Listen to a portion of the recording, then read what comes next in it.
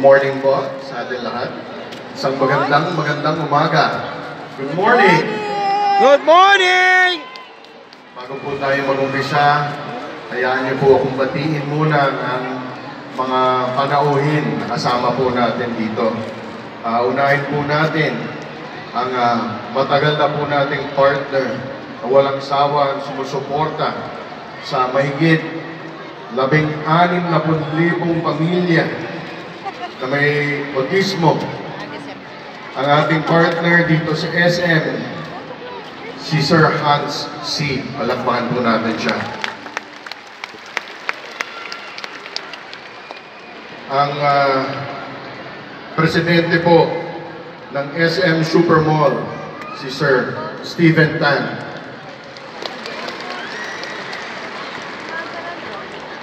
Ang Assistant Vice President for Marketing, si Ms. Hannah Karina C. Palakpakan po natin siya. Siya po ay kapangalan ng aking misis. Kaya po kasing ganda rin po ng aking misis.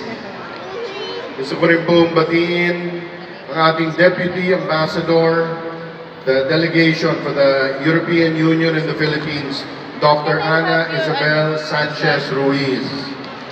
Ma'am, good morning.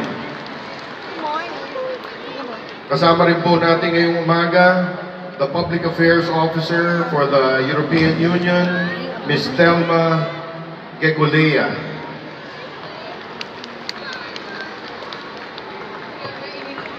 Also with us this morning,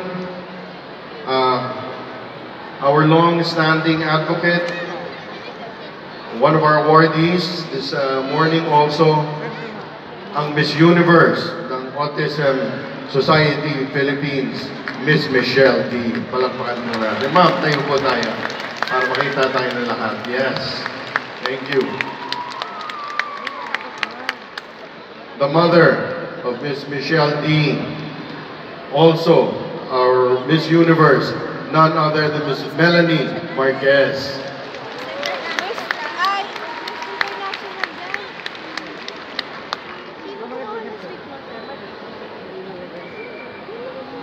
We'd also like to acknowledge the presence of the President and CEO of Shell, none other than Ma'am Lorelai Osial. Palakpakan po natin si Ms.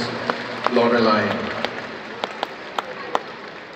Nandito rin po ang head ng SM Cares na si Sir Bien Mateo. Sir, gandang umaga. Napakarami po natin babatiin.